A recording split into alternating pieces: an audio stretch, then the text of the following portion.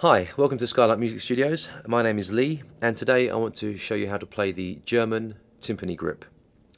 Now I'm gonna explain this as a matched grip situation. So basically, whatever I show you for the right hand, you do exactly the same for the left hand. Okay, that's the principle of matched grip, as opposed to when people say traditional grip, which usually means they play one of the grips, French, German, whatever, with one hand, probably the right if you're right-handed, and traditional grip, this sort of jazzy grip, with the left. Now that's going to be explained in a later video, the jazz traditional grip. For the moment, I'm explaining German timpani, which is probably the most popular and used grip in drumming.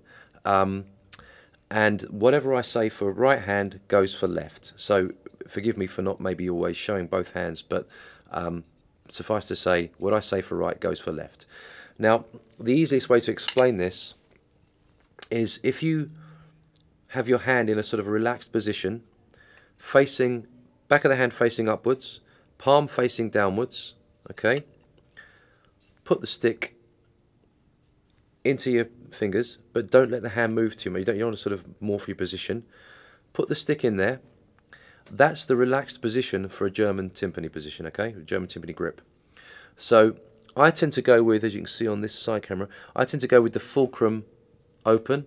That's this part here, okay? And I use all five digits, thumb and forefingers. I use all five on the stick. Now let's think of that in terms of percentages. If each digit is 20%, as you take one off, or two or three, you are losing 20% each time. So if you end up doing this, like for a bounce, yeah, which I see a lot of guys doing this thing, yeah, first finger and thumb, you end up doing that, you've actually got 60% of your grip gone, okay? So the other thing is, with all five digits on the stick, okay, in this way, you can see that from here as well, with all five digits on the stick, you don't need to grip tightly, and in fact the palm of my hand isn't touching the stick, so sweaty palm, loosey stick syndrome doesn't ever occur, which I think is a good thing.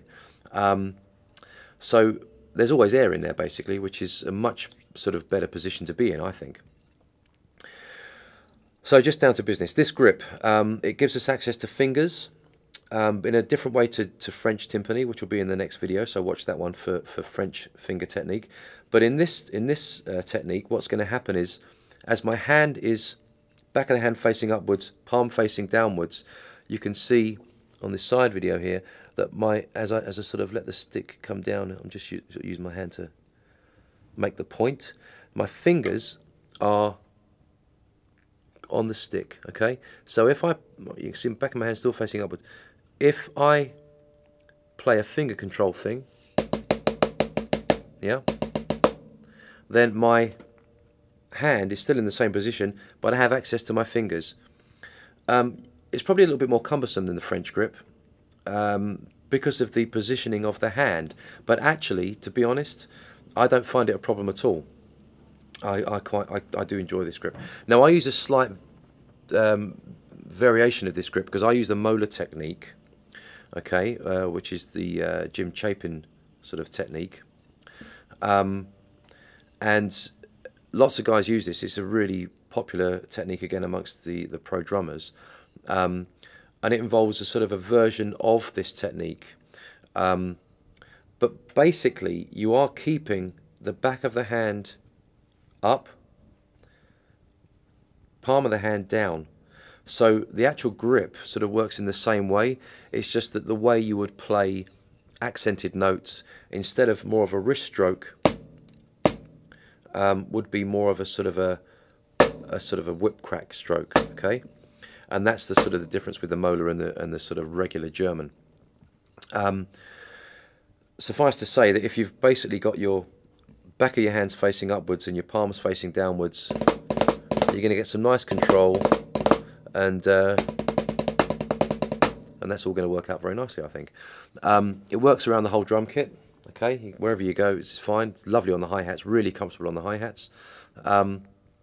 And I think, as I say, it's probably the most used position, followed by French, and the version of it that sort of becomes molar, which is a little bit more specialist, but it is an excellent another technique which we're going to go on about in another video.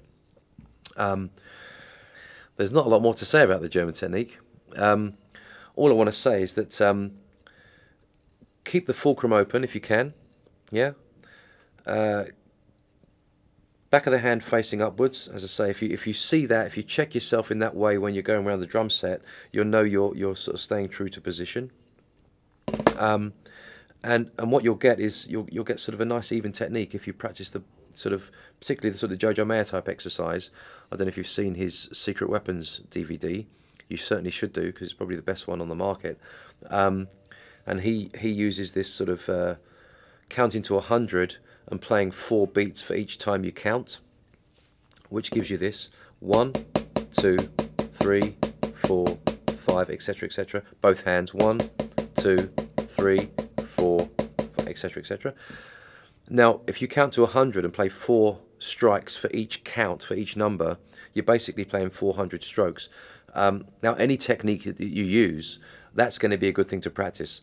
But I've used that quite extensively on this and with my students on this German technique, and I have to say it gives you a lot more stamina and consistency, so that when you're playing a sort of a roll, if you're after the hands going evenly up and down, that's what happens. Because after repeating so many times, you guys have heard of muscle memory, this thing just becomes the way you hold the stick and play, you know. It becomes very, very natural. So when you play a drum roll,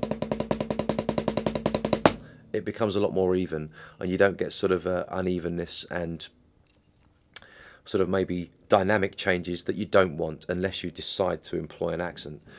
So that's a German technique. It's going to sort of look like this: match grip, okay. As I say, the most used grip. I would probably start with this before moving on to anything else, and that's where I sort of try and get my students to start, as long as they're comfortable with it, of course, because everyone's hands are different. I hope you enjoyed that. German grip done. I'll see you again next time. Thank you very much. Bye bye.